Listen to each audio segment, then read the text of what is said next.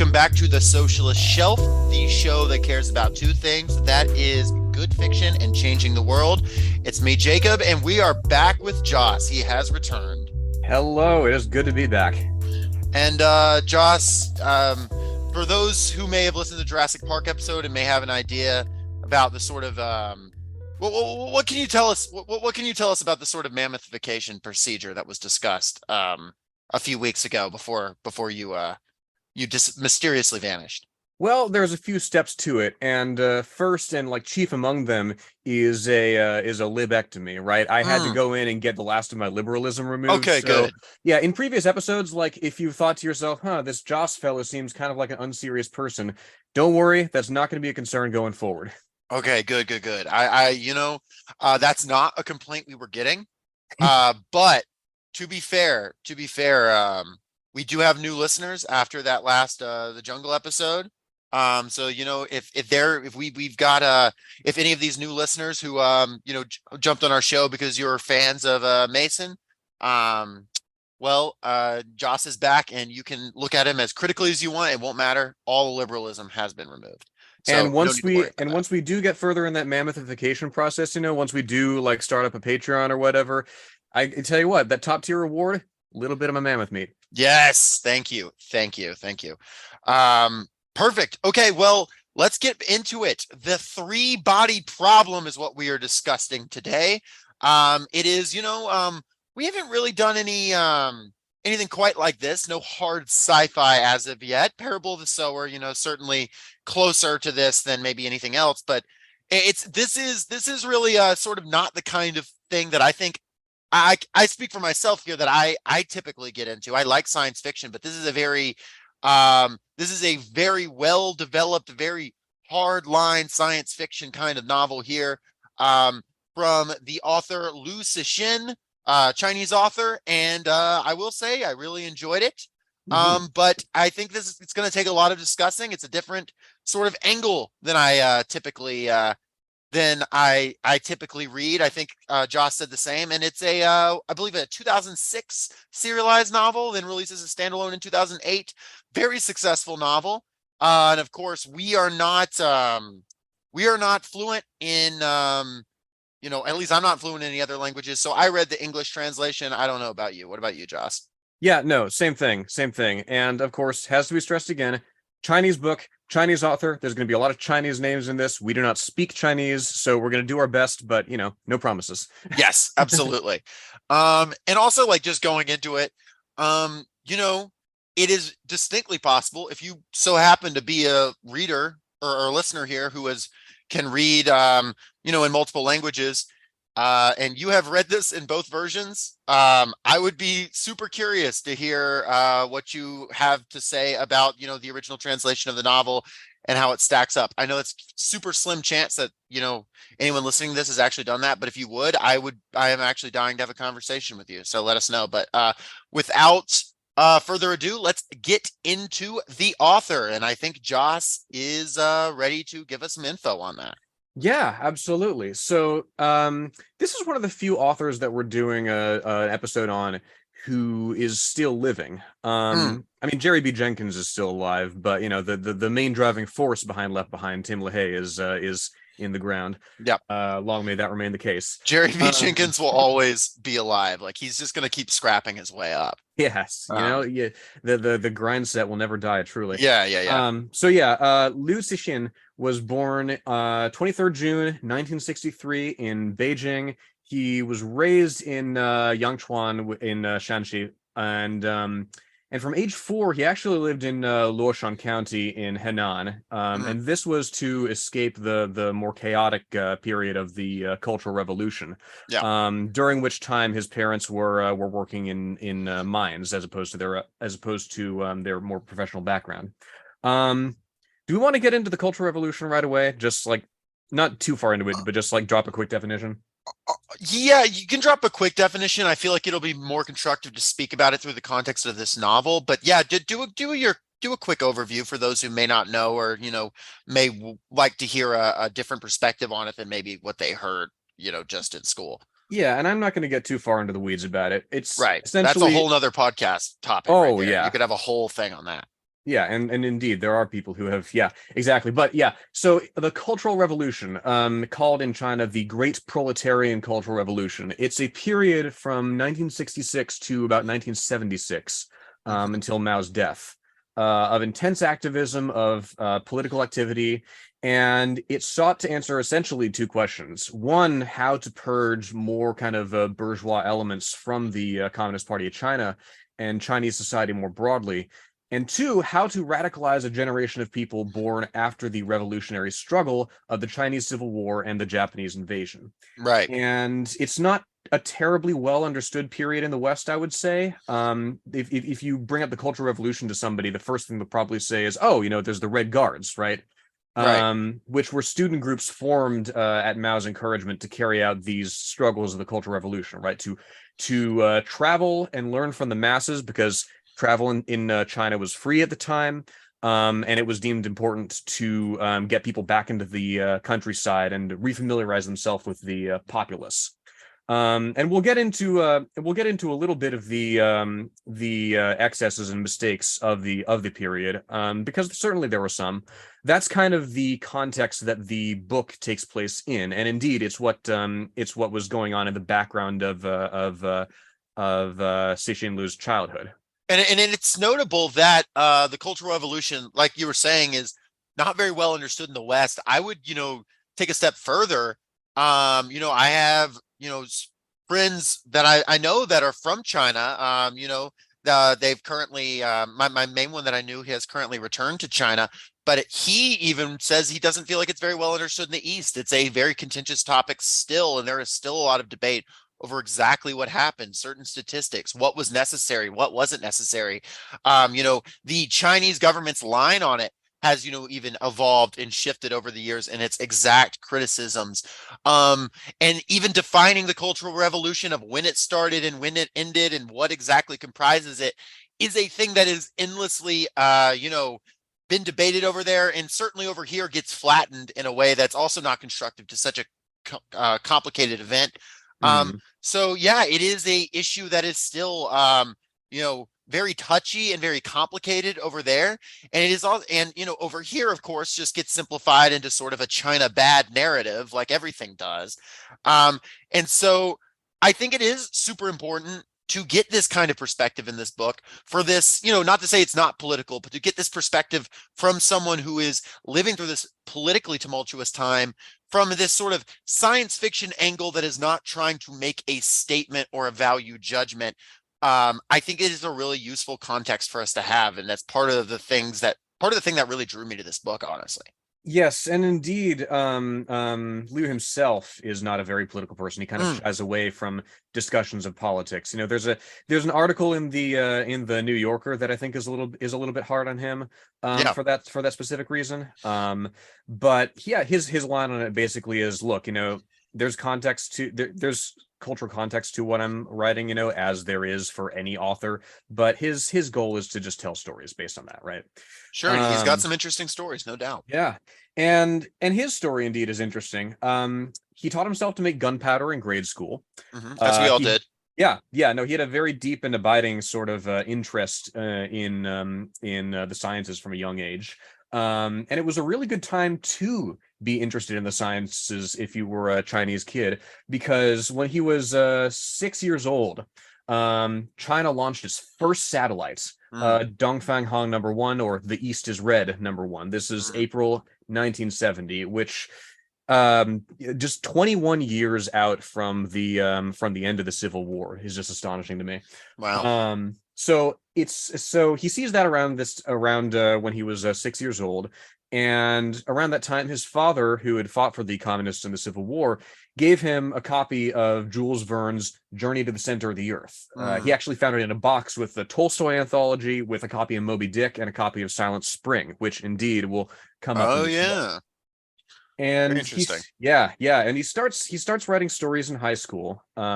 He's influenced by George Orwell and Arthur C. Clarke. Those are a couple of really big influences on him.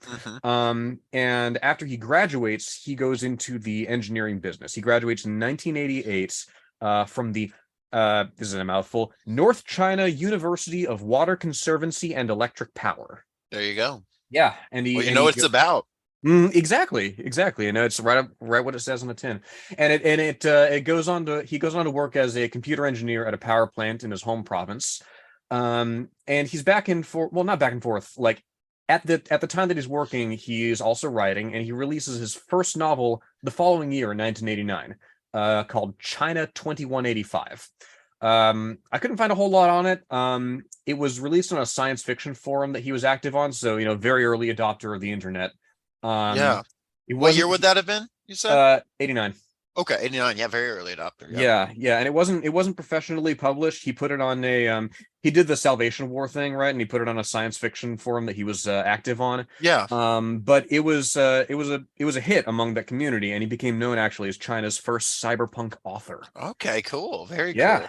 Yeah, and there's a gap of 13 years from then to his first officially published book in 2002, which is variously translated as The Devil's Bricks or The Devil's Building Blocks. Yeah. And in between that time, he starts writing short stories, and from 1999, they're published pretty regularly in Science Fiction World, which is China's most popular sci-fi periodical. At one time, I think it was the world's most popular, just because China is enormous. Yeah, it's huge. Yeah, and he wrote The Wandering Earth in 2000, a short story of his, which was adapted into a film 19 years later. And Heard the movie is good from Yeah, I've had it recommended to me a couple times now. yeah, it's going on the list. Mm-hmm. And so at this point, when he wasn't otherwise working, his writing pace is generally really brisk, 5,000 words a day. Jeez.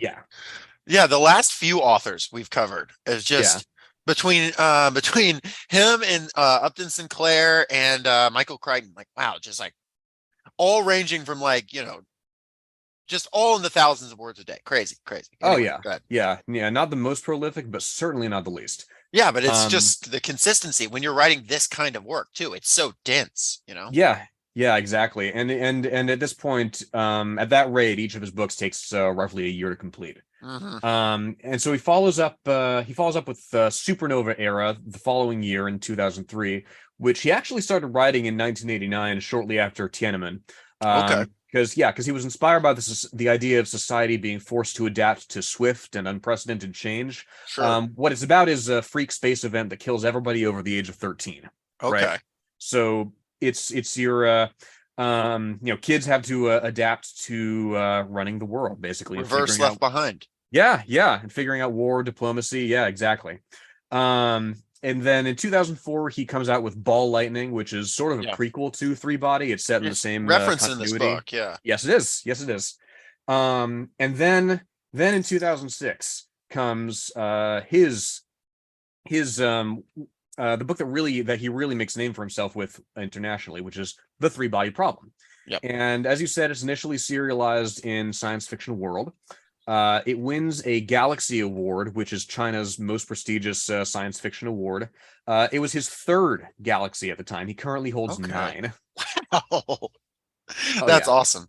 So it's kind of like a Hugo equivalent or something like that, basically? That's exactly what it is. Okay, yes. Cool. Yeah. And I do think he has some of those too. He did. Yeah, I'll get to that. Sorry, my bad. No, you're good. You're good. So it's the first novel in the trilogy Remembrance of Earth's Past. So there's Three Body, then there's The Dark Forest, and then there's Death's End is the third one. And they come out pretty quickly, like 06, 08, and 2010.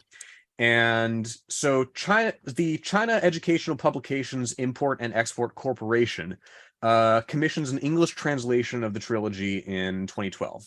The Chinese American author Ken Liu translated the first and the last book in that series. And the English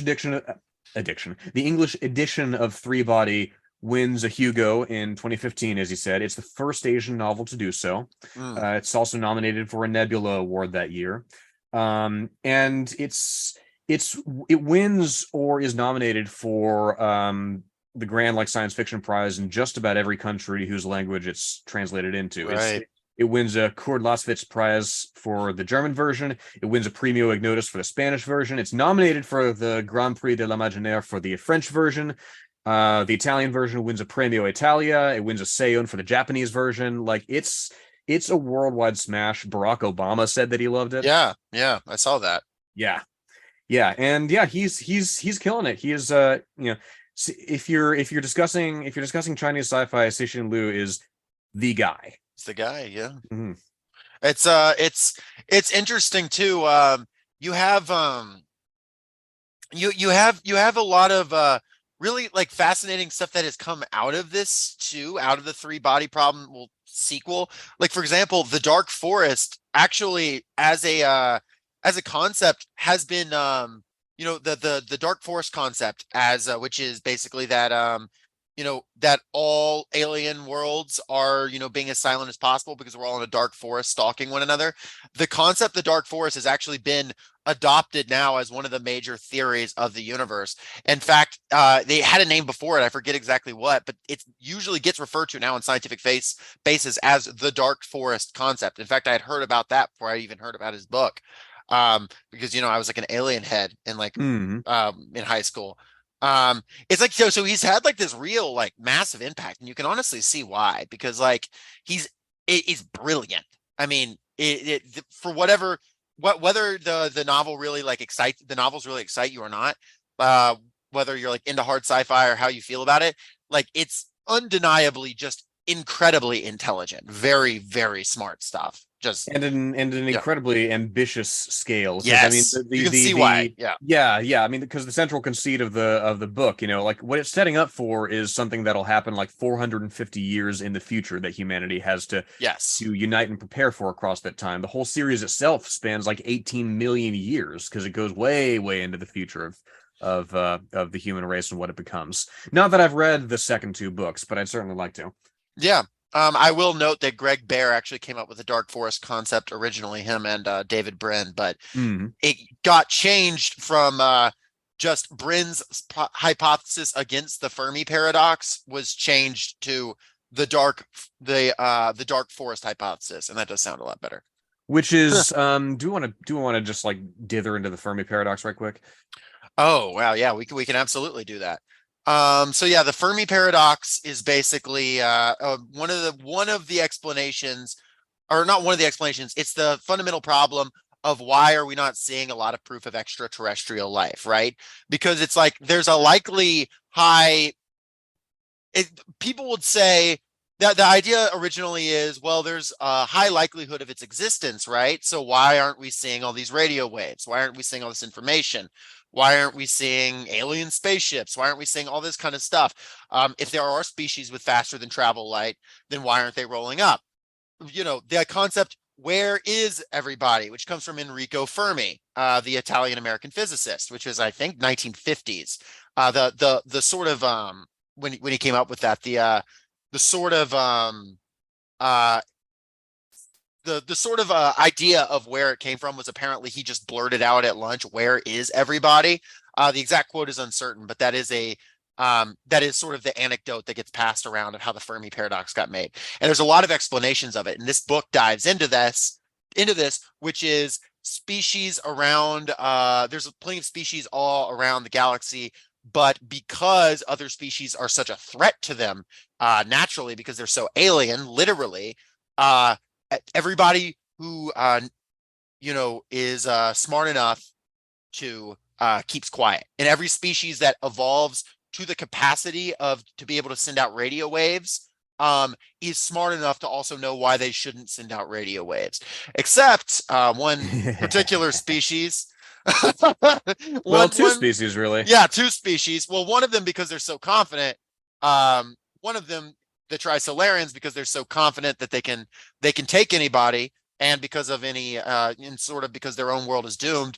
And the other one because it just so happens to come across a nihilistic scientist who says, you know what, alien annihilation sounds fine. Hmm. But yeah, Dark Forest paradox is now leading theory on why we don't see a lot of alien any alien transmissions. There's a whole lot of explanations. The Great Filter is the one that I personally think might make more sense, but it doesn't really matter. Where this is not a it's not this isn't that kind of show though. If you catch me out, catch me out in the wild and get a couple beers in me, I can talk you through Oh yeah. my theories on it. Yeah, exactly. Yeah, I first encountered the whole "Where is everybody" idea from noted scientist Trent Reznor, Oh, there you go. from the song of the same name off of his album The Fragile. There you go. Anyway, what else do you have to say about our friend Liu Cixin here? Not a whole that was pretty much it. He's That's what I sitting figured, pretty. yeah. Yeah, he's sitting pretty at the age of he'll be 60 in June. He's his most recent novel now is um so he wrote it in 2010 and it's called Of Ants and Dinosaurs. And then it was renamed to The Cretaceous Past when it Yeah. was translated in 2021.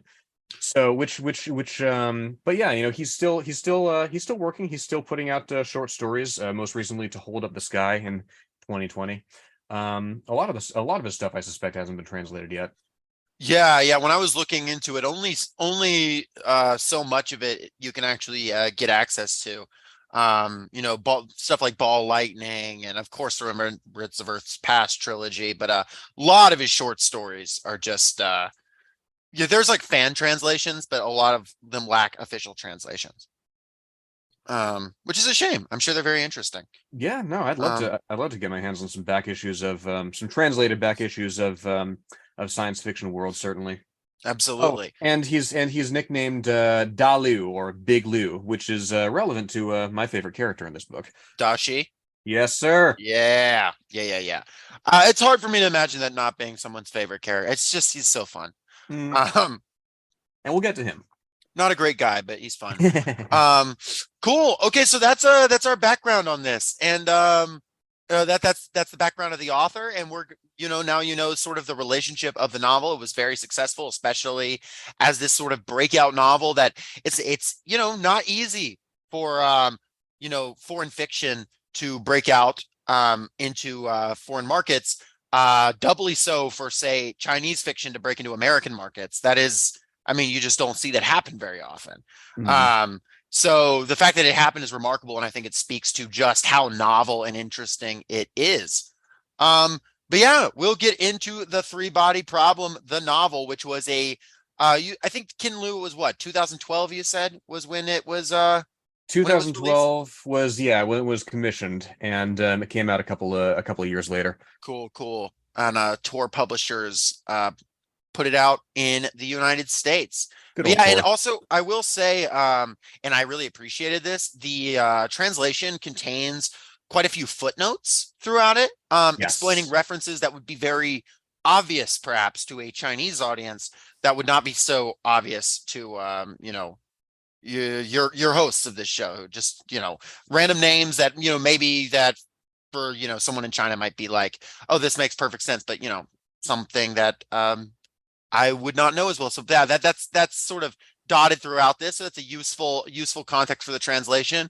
And the truth is, at the end of the day, I don't know how perfect the translation is. It reads solid to me. It reads comprehensive to me. I've read online that people are happy with the translation, but at the end of the day, there is, of course, something that questions in the back of my head. Wow, I wonder what it is like to read this in the original language, and that's just not something I have access to. Well, and Um, apparently, like I'm vaguely aware that there's stuff in the German version as well that was left out of the English. sure. So, yeah, so I have no idea what that might entail, but I mean it's a solid enough story on its own from what I've read.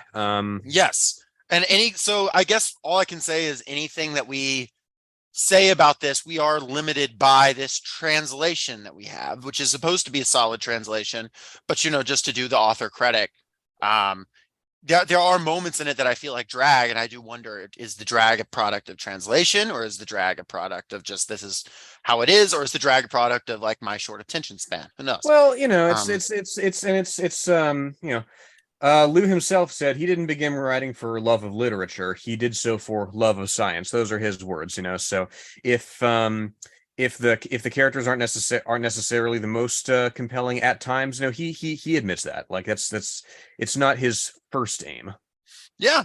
And ultimately I still find it to be a very, very interesting. And I mean I was certainly driven by this book. I found it very interesting. So let's hop into it.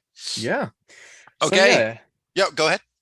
yeah. No, it starts out. It starts in the 1960s. during the Cultural Revolution, there's a conflict between two companies of Red Guards, two Yeah. companies of armed radical students, which happens not infrequently at the time. Yeah. Um, and so it starts with a conflict. There's a student that gets shot holding a red flag, Yes. and by the look on her face, she died for something that she truly believed in. Mhm. Which was she, like 14, 15? Yeah. It's 14 or 15 years old. Yeah. Yeah, yeah. I mean, it's to believe in something that hard at that age is something incomprehensible to me. But But a lot of the Red Guards were that age, and yeah, because a lot of the schools were shut down in that period for this, this period of conflict, yes, um, which it's talking about these, these battles between factions, and that is, and notably, the book doesn't really go into what the battle is really about. It doesn't really get into the meat of what is this particular clash about, what are the forces. It doesn't actually super matter. The battle is there as sort of this framing device of the background of the sort of this tumultuous moment in the character's life. And you mm. have our one of our main characters, Ye Wenji. Is it Wenjie? Wenji? When Jay, I believe. Wenjie. And she's a recent graduate of astrophysics. And she's witnessing her father going through a struggle session, which is basically sort of this moment of public criticism before a crowd of someone who's seen as a counter-revolutionary or a reactionary or sort of in general seen as a problem. And these Red Guards, who are high schoolers, end up killing him in the process. They go, I mean, to say overzealous is underselling it. It's they kill the guy because he is pushing back against their particular your particular beliefs about the revolution. And it's importantly, these youths, their beliefs about the revolution are like displayed as obviously very misguided. They are not sure about concepts of like astrophysics and the Big Bang. When the guy quotes Einstein, they're saying, oh, you're quoting a Western imperialist. These are people who are very passionate and very fiery, and they're very all in for this anti-colonial struggle and this struggle of liberation. But Hmm. because they're so young and because they're empowered in this moment and because there's so much chaos, it leads to them making a very tragic decision to take this man's life. Oh yeah, yeah. Committing a very grave error based on the it's I don't know if that specific point about, like, because his crime, right, is teaching the theory of relativity, Yes. which, as you say, is something that they consider, oh, Einstein's this representative of bourgeois decadence, and the theory of relativity is anti-dialectical, this, that, the other. I don't know if that specific point is taken directly from history, but I know there's a footnote in here about the term for sunspots, right, being like black spots in the sun or whatever, and using that at the time would have gotten you some scrutiny because black was the color of anarchists, I believe. Sure. So it would have been like a kind of a confusion of language there, which I found it interesting because Einstein actually was a socialist. So like, Indeed. but I not, but that's the point. Isn't that the book's criticizing Einstein, though? That's these sort of misguided youths who are going all in and sort of and using this moment of chaos to sort of flex their muscles a little bit. Oh yeah. And it leads to this moment where she is she's, I mean, to say orphan, she's not a child, but she sees her father die, and it's this this moment where she kind of loses a lot of hope in humanity. And the next time you see her, she's joined a labor brigade in Inner Mongolia and is working to chop down trees and in the forests there. And she's sort of working there. She's not exactly officially like branded a traitor or anything, but because of her family's relationship to being on the wrong side of the revolution, because her father was who he was, she's definitely under extra scrutiny. Mm-hmm. So she's kind of in this tense position, and it's part of the reason that she, as an astrophysicist, is out there working in the forests mostly cutting down forests for lumber in Mongolia. Yes, and this is where we see Silent Spring enter Yes. into the narrative, right? Because she makes friends with a journalist there who wants to write a letter to the central government because he's read Rachel Carson's Silent Spring. Yeah. He's recognizes Which is a real the book, to be yes. clear. It's an early 1960s book on the dangers of pesticides. Yes, it was like the I remember learning about it vividly in as early as elementary school. Like this was like the book that kicked off the really public awareness that DDT was in fact killing bald eagles is what you hear about, but birds in general, the environment. Yeah. Mhm. So yeah, based on that, the journalist that she befriends wants to write a letter that's critical of the government's environmental policies to the government. Wenja helps him with it, and he takes full credit for the letter, which is more of a measure to defend her from like a potential backlash than anything. And indeed, there is a backlash. Yeah, Um, yeah. Well, she eventually they have it eventually though because becomes the journalist does eventually like turn on her though, right? Um, yes, it becomes a situation where he's just like, oh no, she wrote the letter. yep. And they're like, okay, your father is on the wrong side of the government, and here you are criticizing the government using these Western sources. Um, and so it seems like she's gonna, have a bad experience. She's gonna have a bad time. But then basically these military physicists are like, hey, we've got this project called the Red Coast Initiative. And it would be super cool to bring you in and have you work with us. And it's not like she's got much going on. Best case scenario right now, she returns to chopping down trees. She doesn't really want to Mhm. do that. So she goes with these two guys. Forgive me if I mess this up, but it's Yang Wenning and Lei Shisheng. Is that it? That sounds right. Yeah, Yang Wenning and Li Shisheng, which is also how I looked it up online on how to say it, and that's how they said it as well. So, um, and these are these two military physicists who are working on the Red Coast base, which is a just this giant satellite dish that is receiving and sending really powerful signals into space. But for some reason, it is under lock, and the official explanation for that is that it is being done to damage spy satellites. But you can kind of pick up from the very beginning that actually they're looking for extraterrestrial life. Mhm. Um, and it's worth noting that this book kind of jumps back and forth. We're speaking kind of chronologically here, but it goes back and forth, right? Because most of the book does take place present day. Yes. Um, but this context is very important, and it is where it starts because it is sort of where the plot kicks off. Though this is a plot that takes place over, not days and months, but rather, years, decades, and honestly, indeed, even like centuries. If you read all three books, which I did not. Um, so this is a very long-term plot. So it's covering a whole lot of ground for a Mhm. for this reason. Do we want to just move through it all chronologically, or do we want to kind of follow it the way the book follows the plot? Um, I lean toward um I lean toward following the book's structure. Sure. So right, so you meet Ye Wenjie and you jump into the future where there's the whole central mystery, and then you jump back where there's like the context.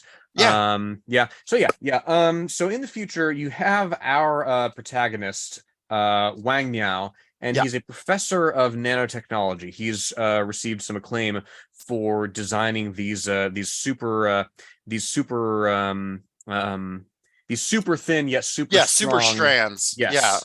That like Yes. strands of nanotech, like nanoparticles that can slice through anything and you don't even see them. Yes. They're and also just incredibly strong. They're being designed to potentially be cables that create this elevator to space. Yes. And it's based on this pedigree that he's contacted by a sort of a hybrid like governmental slash police slash indeed international body who is investigating a very mysterious happening, which is a rash of suicides of several scientists. Yes. Including, as it happens, the daughter of Ye Wenjie, who is Yang Dong. Yes, she has recently killed herself. Which our protagonist, he doesn't have a really much of a relationship to her, but he has met her before, and she struck him as like particularly interesting, particularly beautiful, and also just there was like there was something about her that really struck him in an almost sort of like supernatural way. When he looked at her, he was taking this picture of something in the background, and her being there was it for him just sort of was this out of time moment. So yeah, so hearing that she's dead, it really particularly struck him. But yeah, it's all these scientists are killing themselves, and notably all their suicide notes are reading something along the lines of physics isn't real, or science is fake, or everything I thought was a lie, that kind of thing. Like my life's work was for naught, and it's driven all these people to madness. And notably, the other side of this operation, while you've got while you've got our main character here, Wang, as nanotech, and on that side of things, you also have Shi Kang, Big Shi, a very cunning police officer and detective who has been assigned to this case, and he's a guy who would most certainly not be an officer anymore if he was just not so good at his job. He's just the classic damn it, you're a loose cannon, but you get results. He's that kind Exactly. of guy.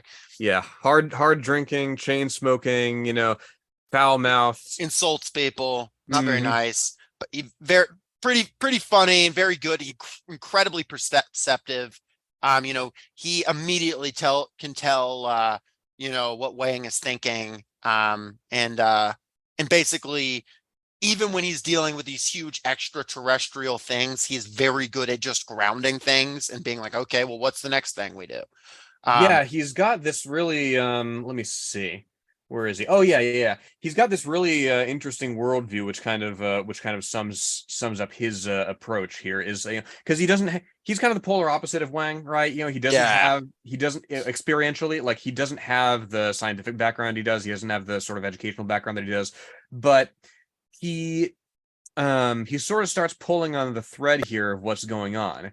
And what he says that sort of guides him in this is his ultimate rule, anything sufficiently weird must be fishy.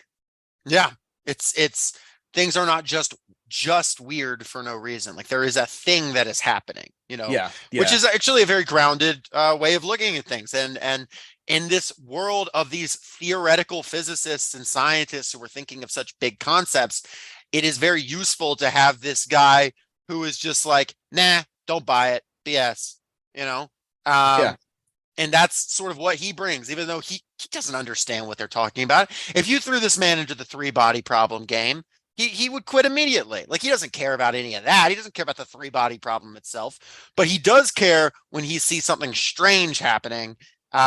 And everyone's like, there's no explanation. He's like, all right, calm down, egghead. Let's figure this thing out. Oh yeah, well, and as well, like Wang's very dismissive of. If I can delve into the text here for a minute, Yeah. Wang's very dismissive of him when he says, there's always someone behind things that don't seem to have an explanation. And Wang's like, if you had even basic knowledge of science, it's impossible for any force to accomplish the things I experienced.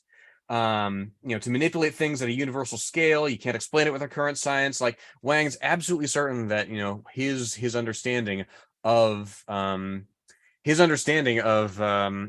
is that there is no understanding of what's going on, and what is going on is something that we find out from Yang Dong's partner Ding Yi, Yep. who illustrates to Wang what exactly is driving physicist Batty.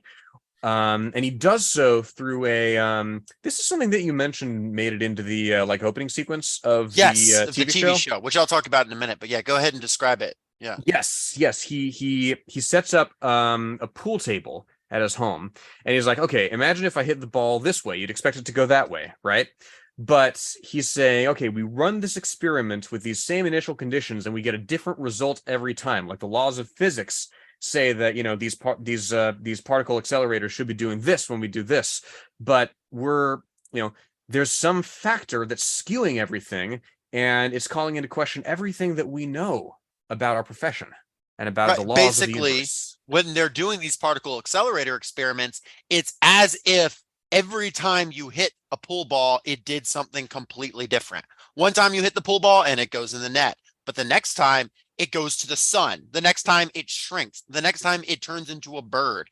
It's like he was saying it's that level of randomness. It's like, holy cow, when you actually look at things outside our scale, it's all falling apart. These people have like, and these physicists who see the world in such, in the terms of theoretical physics are acting as if they have had an experience with like a Lovecraftian entity. Like they have had a moment where they're like, everything is a lie, everything is falling apart, I am bug, like I'm going to, and these are probably not the most like, stable people in the world in the first place, or they wouldn't be theoretical physicists. Sorry. So apologies to any theoretical physicist listeners. But no, jokes aside, this is shattering their worldview, and it's shattering what they devoted their lives to. And it's, leading people to either, go off the rails or to just straight up kill themselves. And that's what's occurring here, which we do eventually get an explanation for. But from the beginning, it's like, no, there can be no explanation. And it's really only, it's really only Dashi who is like kind of sees it for what it is, which is there must be something behind it. Mhm. But yeah, to go further into it, Wang is, he's been contacted by these people called the Frontiers of Science, right? And it's this group that has been connected to all these deaths, all these people who have, all these theoretical physicists who have been dying have been in or connected to the Frontiers of Science, which is this very forward-thinking group. And the coalition that's been brought together, security people, want Wang to look into it. And though at first he kind of rejects the call through a little cunning wordplay, Dashi is able to sort of get him to join by basically saying, you wouldn't be able to do it anyway, that reverse psychology thing. And so he joins and he begins to see some really freaky things. He begins to, when he takes pictures with his camera, he begins to see a countdown on the pictures. It's very eerie. A few times he sees the countdown like before his eyes. He has a moment where he's told the background radiation of the universe is going to flicker for him, and in fact it does when he looks through. I didn't quite understand exactly what it was, but some machine that allows you to see the universal radiation waves. It changes before him. It's as if like God is messing with him at a certain point. Like he is. And he begins to naturally fray, which is what a lot of these scientists experienced, among other things. Would you say I described that pretty well? I mean, I like the scene of him going through the pictures a lot because it's very eerie. Yeah, and again, I don't know if this countdown thing does eventually lead anywhere. It certainly doesn't by the end of the book. One suspects, based on what we learn about why these things are happening, that it's just a red herring. Yeah, it is. It's they're messing with him. Yeah, exactly. Basically. And who are they? We will get into it. Thank you for listening to part 1 of our discussion of the 3-body problem. Please come on back next week for part 2 of this conversation. And as always, if you like this, let somebody know. We're not a big podcast. We spread by word of mouth, but every single listener is valued, and we really appreciate every one of you. You have a nice day.